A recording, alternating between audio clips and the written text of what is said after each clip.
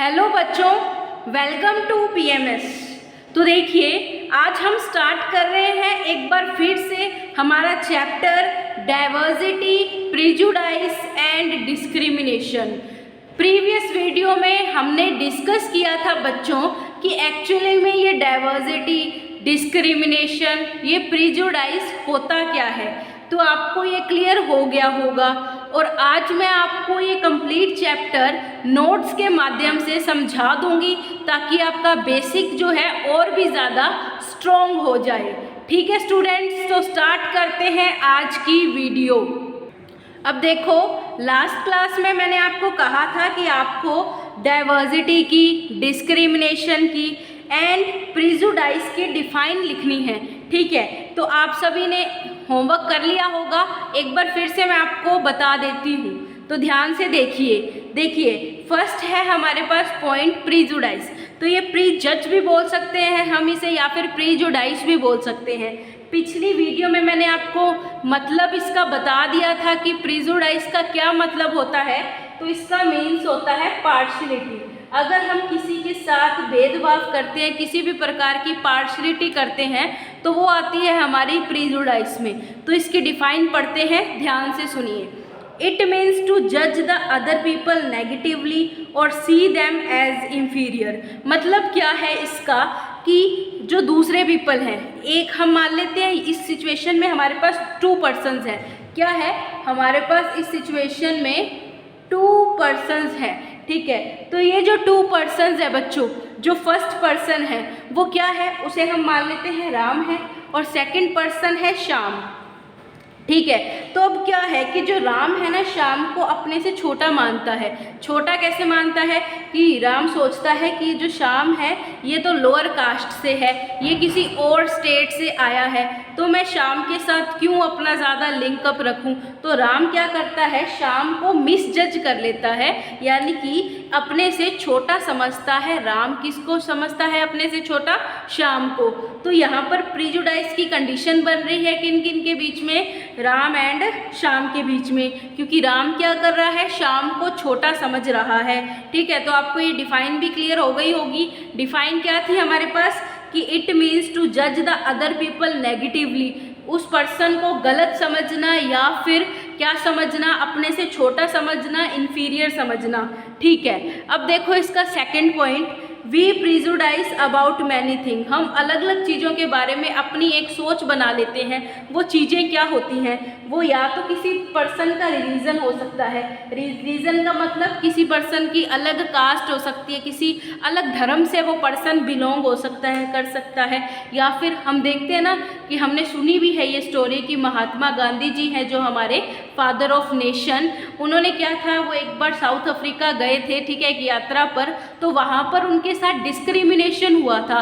किससे related? Black and white peoples के related. ठीक है, तो यानी कि ये हम कलर के अकॉर्डिंग क्या कर रहे हैं, भेदभाव कर रहे हैं पर्सन्स में, जो बिल्कुल भी सही नहीं है। और हम कैसे भेदभाव कर सकते हैं लोगों के बीच में? हम इस टाइप से कर सकते हैं कि कुछ पर्सन होते हैं ना, थोड़ी अलग लैंग्वेज बोलते हैं, वो हमारी वाली लैंग्वेज नहीं बोलते, फिर भी हम क्या करते हैं, उन पर्सन को प्रीजज कर लेते हैं, उनके साथ पार्शियल बिहेव करने लग जाते हैं। तो ये थी हमारी डिफाइन प्री जज की। तो आपको ये तो अच्छे से क्लियर हो गई होगी। अब हमारी नेक्स्ट डिफाइन है बच्चों स्टीरियोटाइप। तो ये स्टीरियोटाइप क्या है, इसे हम रीड करते हैं। It means when we fix person into one image. क्या होता है स्टीरियोटाइप? मतलब ये मान सकते हैं हमारी थिंकिंग, हम किसी पर्सन के खिलाफ अपनी एक सोच बना लेते हैं। ठीक है, जैसे हम सोच लेते हैं कि वो पर्सन खराब ही है, वो सही पर्सन नहीं है। तो ये हमारी सोच को दिखा रहा है कि हमने एक पर्सन को अपने अकॉर्डिंग एक इमेज दे दी अपने ही मन में। ठीक है, तो अब इसका जो नेक्स्ट डिफाइन है, step us from looking at each person as a unique individual with his her own special qualities and skills that are different from others. अब देखो बच्चों, हर पर्सन की खुद की क्या है, क्वालिटीज़ है। ठीक है, सब जो पर्सन है वो सेम नहीं है, ना ही सब पर्सन्स की थिंकिंग सेम है। तो हम किसी भी पर्सन के खिलाफ अपने मन में एक इमेज, एक थिंकिंग नहीं बना सकते। और इसी चीज़ को क्या बोलते हैं कि जब हम किसी पर्सन के खिलाफ अपने मन में एक इमेज सेट कर लेते हैं, इसी चीज़ को, इसी प्रोसेस को स्टीरियोटाइप बोला जाता है। तो आपको स्टीरियोटाइप भी अच्छे से क्लियर हो गया होगा। अब चलते हैं हम हमारे नेक्स्ट टॉपिक पर, जो है डिस्क्रिमिनेशन। अब डिस्क्रिमिनेशन तो हमारे समाज के लिए क्या है बच्चों, बहुत ही बड़ा अभिशाप मान सकते हैं। ठीक है, अब पढ़ते हैं डिस्क्रिमिनेशन को कि एक्चुअली में डिस्क्रिमिनेशन है क्या। It happens when people act on their prejudice और स्टीरियोटाइप्स। यानी कि ये डिस्क्रिमिनेशन होता क्या है, ये इन्हीं से लिंक्ड अप है। स्टीरियोटाइप हमने देखा कि एक सोच बना लेते हैं, एक धारणा बना लेते हैं हम लोगों के खिलाफ। ठीक है, अब क्या है डिस्क्रिमिनेशन, हम लोगों के साथ भेदभाव करने लग जाते हैं, और भेदभाव वही, चाहे वो किसी अलग धर्म से है तब भी हम उससे नहीं बोलते, वो कोई और लैंग्वेज बोल रहा है तब भी हम उसके साथ भेदभाव करते हैं। अपर कास्ट, लोअर कास्ट, इस टाइप के जो हम डिस्क्रिमिनेट करते हैं किसी अदर पर्सन को, इसी प्रोसेस को बोला जाता है डिस्क्रिमिनेशन करना, भेदभाव करना। ठीक है, एक और डिफाइन है डिस्क्रिमिनेशन की, उसके अकॉर्डिंग भी हम देख लेते हैं कि डिस्क्रिमिनेशन क्या है। अब देखो बच्चों, क्या रीजंस हैं इस डिस्क्रिमिनेशन के। Religions, language, region, economic background etcetera. मतलब क्या है कि हम किसी भी टाइप से, हमें तो क्या चाहिए, एक बहाना चाहिए क्या करने के लिए, डिस्क्रिमिनेशन करने के लिए। चाहे तो हम किसी पर्सन के रिलीजन से रिलेटेड उसके साथ भेदभाव करेंगे, या फिर वो क्या कपड़े पहन रहा है, क्या वो वियर कर रहा है, क्या उसका स्टाइल है, क्या उसका घर का इंफ्रास्ट्रक्चर है। ठीक है, तो हम किसी भी रिलेटेड, यानी कि ये तो हमारे पास एक बहाने वाली बात हो गई कि हमें एक बहाना मिला और हमने किसी भी पर्सन के साथ डिस्क्रिमिनेशन करना शुरू कर दिया। तो डिस्क्रिमिनेशन जो है हमारी सोसाइटी के लिए सबसे बड़ा क्या है, एविल है, जिसे बहुत ज़्यादा हद तक हम ख़त्म कर चुके हैं। और भी हम पॉलिसीज़ वगैरह आती रहती हैं हमारी सोसाइटी में, ताकि डिस्क्रिमिनेशन जो है कभी भी हमारी सोसाइटी में प्रिवेल ना हो। ठीक है, तो ये भी आपको टॉपिक अच्छे से क्लियर हो गया है। मूव करते हैं हमारे नेक्स्ट टॉपिक पर, जिसका नेम है कास्ट सिस्टम। तो भी कास्ट सिस्टम क्या होता है, इसे रीड करते हैं। Communities, group of peoples were placed in a sort of ladder with each caste being either above और below the other। मतलब क्या है कि टू टाइप की हमारी क्या है, कास्ट है। अब तो ये ऑलरेडी ख़त्म हो चुका है हमारी सोसाइटी में, बट पहले एक जो सिस्टम चलता था वो मैं आपको क्लियर कर देती हूँ। तो क्या सिस्टम था बच्चों, सिस्टम ये था कि एक हमारी होती थी अपर कास्ट, ठीक है, और एक थी लोअर कास्ट। ठीक है, तो ये जो अपर कास्ट वाले लोग थे ना बच्चों, वो क्या करते थे, लोअर कास्ट वालों से इतनी ज़्यादा हद तक नफरत करते थे कि वो क्या कर लें, उनको देखना भी उनको पसंद नहीं था। अगर लोअर कास्ट वाले कोई अपर कास्ट की कोई भी थिंग्स को, कोई भी सामान को टच भी कर लेते हैं तो अपर कास्ट वालों के लिए वो पाप हो जाता था। तो इस लेवल का डिस्क्रिमिनेशन प्रिवेल था हमारी सोसाइटी में। बट अब ये नहीं है इतना ज़्यादा प्रिवेल, कहीं ना कहीं हम सोसाइटी से इस टाइप के डिस्क्रिमिनेशन को ख़त्म कर चुके हैं। ठीक है, तो आपको ये upper caste and lower caste वाला भी डिफरेंस समझ आया होगा। मैं आपको जैसे जैसे चैप्टर करवा रही हूँ, इसमें एक पर्सन का नेम आएगा जो हम कभी नहीं भूल सकते। ठीक है, उनके साथ भी ये बचपन में हुआ था। अपर कास्ट लोअर कास्ट का डिफरेंसेस उन्हें भी बचपन में एक ऐसा टाइम था जहाँ उन्हें झेलने पड़े थे। ठीक है, तो अब मूव करते हैं हम नेक्स्ट डिफाइन पे। ठीक है बच्चों, तो नेक्स्ट डिफाइन है हमारे पास दलित्स। दलित्स क्या है का government refers to this group of people as schedule caste. अब क्या है, हमारे जो कास्ट है ना, कास्ट सिस्टम मतलब अलग अलग कैटेगरीज हैं, तो वो कैटेगरीज मैं थोड़ा आपको बता देती हूँ। ये देखो बच्चों, कौन सी कैटेगरीज है। एक तो होती है हमारी, आज की बात कर लेते हैं, जनरल कैटेगरी। ठीक है, और उसके बाद कैटेगरी आती है हमारी ओबीसी। देन हमारी कैटेगरी है कौन सी है, एससी। एससी को हम बोल सकते हैं शेड्यूल्ड कास्ट। नेक्स्ट हमारी कैटेगरी है एसटी। एसटी को हम बोलते हैं शेड्यूल्ड ट्राइब्स। एक हमारी और कैटेगरी अभी लॉन्च हुई है, वो है ईडब्ल्यूएस। ईडब्ल्यूएस कैटेगरी होती है इकोनॉमिकली वीकर सेक्शन कैटेगरी। तो ये जो एससी वाली कैटेगरी है, इन्हीं को क्या बोला जाता था पहले, जो था, जो चैप्टर के आधार पे, चैप्टर के पॉइंट ऑफ व्यू से हम पढ़ रहे हैं, तो एससी गवर्नमेंट ने एससी वालों को किस नाम से कंसीडर कर रखा था, दलित्स। ठीक है, तो ये आपको क्लियर हो गया है। मूव करते हैं हम हमारे नेक्स्ट टॉपिक पर। अब देखिए स्टूडेंट्स, हमारा जो नेक्स्ट टॉपिक है वो है डॉक्टर भीमराव अंबेडकर, यानी कि डॉक्टर BR अंबेडकर, जिनकी बात मैंने अभी आपसे थोड़ी देर पहले की थी कि लोअर कास्ट को और अपर कास्ट को जो डिफरेंसेस है ये डॉक्टर BR अंबेडकर को भी अपने चाइल्डहुड में फेस करने पड़े थे। ठीक है, तो ये जो डॉक्टर BR अंबेडकर हैं इनके बारे में आप ऑलरेडी जानते होंगे, लेकिन फिर से मैं आपको बता देती हूँ कि जो हमारा संविधान है, जो कॉन्स्टिट्यूशन है, उनके जनक जो है, उनके जो फादर है वो भीमराव अंबेडकर जी को माना जाता है। ठीक है, तो ये ऐसी पर्सनैलिटी है, ऐसी ग्रेट पर्सनैलिटी है जिन्हें हम कभी भी भूल नहीं सकते, और इनको भी अपने चाइल्डहुड के टाइम पे upper caste and lower caste के डिफरेंसेस इतने हद तक फेस करने पड़े थे जिनका तो अंदाज़ा भी नहीं लगा सकते। ठीक है, तो अब हम थोड़ा भीमराव जी के बारे में पढ़ते हैं।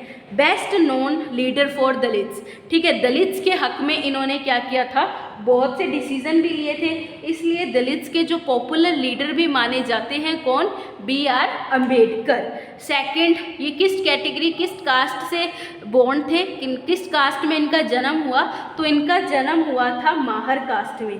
कौन सी कास्ट में, माहर कास्ट में इनका जन्म हुआ था, और इनको अनटचेबल कंसीडर कर लिया गया था बॉम्बे प्रेसिडेंसी में। अब ये अनटचेबल क्या है बेटा, अब अनटचेबल एक ऐसी कुप्रथा मान सकते हैं, एक ऐसी एविल प्रैक्टिस मान सकते हैं हम लोग जो कभी भी हमारी सोसाइटी में नहीं होनी चाहिए, बट पहले थी, अब बहुत हद तक ख़त्म हो चुकी है, हम मान सकते हैं।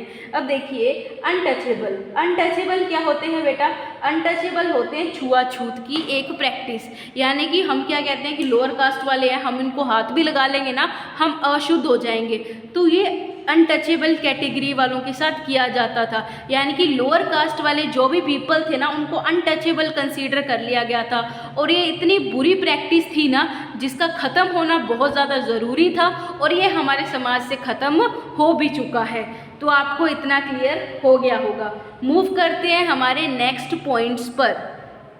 अब देखो बच्चों, हमारा जो नेक्स्ट पॉइंट है वो क्या है, fort for the rights of Dalit community. अब जो BR अंबेडकर हैं ये दलित कम्युनिटी के, यानी कि जो SC कैटेगरी को गवर्नमेंट ने कैटेगराइज कर लिया था दलित्स में, उनके लिए बहुत सी इन्होंने पॉलिसीज़ भी लाई और बहुत से उनके राइट्स के लिए इन्होंने फाइट भी की। नेक्स्ट पॉइंट आता है later he converted to Buddhism. उसके बाद इन्होंने अपना धर्म परिवर्तन कर लिया था, ये बुद्धिज़्म कैटेगरी में, बुद्धिज़्म रिलीजन में आ गए थे। इन ही search for a religion that treated all members equally. अब ये बुद्धिज़्म में क्यों आए, ठीक है, तो ये आपकी बुक में भी क्लियर किया हुआ है कि ये बुद्धिज़्म में आखिर इसलिए आ गए थे क्योंकि ये चाहते थे कि इनको एक ऐसा धर्म चाहिए था जहाँ पर सभी लोगों को इक्वल माना जा सके, समान माना जा सके। इसलिए इन्होंने अपना जो धर्म परिवर्तन किया था इक्वलिटी की तलाश में, जाकि जहाँ पर सभी पर्सन को समान राइट्स मिले, समान हक दिया जाए और उन्हें समान ही कंसीडर किया जाए। ठीक है, तो ये आपको क्लियर हो गया होगा। Move to our next point, striving for equality. यानी कि अब देखो इसमें पढ़ेंगे क्या, स्टार्ट करते हैं। Leaders writing the constitution. अब कॉन्स्टिट्यूशन के बारे में मैंने आपको ऑलरेडी बता दिया है कि जो डॉक्टर BR अंबेडकर हैं ये फादर माने जाते हैं किसके, कॉन्स्टिट्यूशन के। Set out a vision and goals in it to ensure that all the people of India were considered equal। अब मेन जो है कॉन्स्टिट्यूशन का मान सकते हैं कि मेन कॉन्स्टिट्यूशन बनाने की जो हम कोशिश है, या फिर कॉन्स्टिट्यूशन बनाया ही इसलिए गया है ताकि सभी पीपल्स को समान हक दिया जा सके। गवर्नमेंट की निगाह में, गवर्नमेंट की नज़र में जो सब सिटीजन्स हैं, उसकी पीपल है, उसकी सोसाइटी है, सभी इक्वल हो, उनको इक्वल राइट्स मिले, इक्वल अपॉर्चुनिटी मिले ग्रो करने की, आगे बढ़ने की, अपनी लाइफ बनाने की। Also said that respect for diversity. और ये अगर इक्वलिटी आ जाएगी तो जो हमारा ये इंडिया है, इंडिया एक डाइवर्स कल्चर है, बहुत से लोग, ठीक है, बहुत अलग अलग धर्मों के लोग, अलग अलग कल्चर को फॉलो करने वाले लोग यहाँ पर मिलजुल कर रह पाएंगे अगर यहाँ पर इक्वलिटी आ जाएगी तो ठीक है, तो यही कोशिश जो है भीमराव अंबेडकर जी के द्वारा की गई थी। तो ये टॉपिक भी आपको क्लियर हो गया होगा। अब देखो बच्चों, ये आपको जो नोट्स यहाँ दिखाई दे रहे हैं, जो स्टार्टिंग में वीडियो से मैं आपको डाल रही हूँ, तो यही नोट्स आपको अपनी फेयर नोटबुक्स में ज़रूर राइट करने हैं, बिकॉज बहुत ही ज़्यादा इम्पोर्टेंट नोट्स हैं। ठीक है, तो आपको ज़रूर लिखने हैं अपनी फेयर नोटबुक्स में। और ये नोट्स आप कैसे लिख सकते हैं, वीडियो को पॉज कीजिए और नोट्स लिख लीजिए, उसके बाद वीडियो रिस्टार्ट करके आप वीडियो को के नोट्स अभी समझ सकते हैं। Move to our next topic, untouchability. तो ये अनटचेबिलिटी मैंने ऑलरेडी बता दिया है, ये एक ऐसी प्रैक्टिस है जिसमें छुआछूत आता है। लोअर कास्ट क्या करते हैं, अपर कास्ट वाले लोअर कास्ट को अगर कोई टच वगैरह भी कर लेते हैं तो बहुत बड़ा पाप जो है, एक क्राइम कंसीडर किया जाता है। ठीक है, नेक्स्ट हमारा पॉइंट है रिस्पॉन्सिबिलिटी ऑफ गवर्नमेंट। अब गवर्नमेंट की क्या रिस्पॉन्सिबिलिटी बनती है, ये हमारा इस चैप्टर का लास्ट टॉपिक है। इसी के साथ हमारा आज जो ये चैप्टर है, चैप्टर नंबर 2 कंप्लीट हो जाएगा।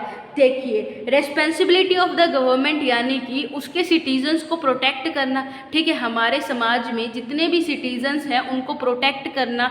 ठीक है, उनको इक्वल राइट्स मिले, ये किसकी ड्यूटी है, ये हमारी गवर्नमेंट की ड्यूटी है, क्योंकि हम एक डेमोक्रेटिक कंट्री में रहते हैं। अब डेमोक्रेटिक कंट्री क्या होती है बच्चों, जहाँ पर लोगों को हक होता है, उनको राइट होता है कि वो अपनी गवर्नमेंट को चूज़ कर सकते हैं। ठीक है, तो इंडिया एक सेक्युलर कंट्री है जहाँ पर हर टाइप के धर्म के लोग प्रिवेल करते हैं, रहते हैं, और स्टेट को यानी कि गवर्नमेंट को कोई भी फ़र्क नहीं पड़ता, चाहे लोग जो हैं किसी भी धर्म को फॉलो करें, हमारी गवर्नमेंट हमें रोक नहीं सकती किसी भी धर्म को मानने से। इसलिए जो हमारी इंडिया है वो एक सेक्युलर स्टेट है, एक सेक्युलर कंट्री है। ठीक है, अभी स्टेट ये मत मान लेना कि इंडिया कोई स्टेट है, इंडिया हमारी एक कंट्री है। ठीक है, एक बोलने के एक डिफाइन जो है वो इस टाइप से आ गई थी।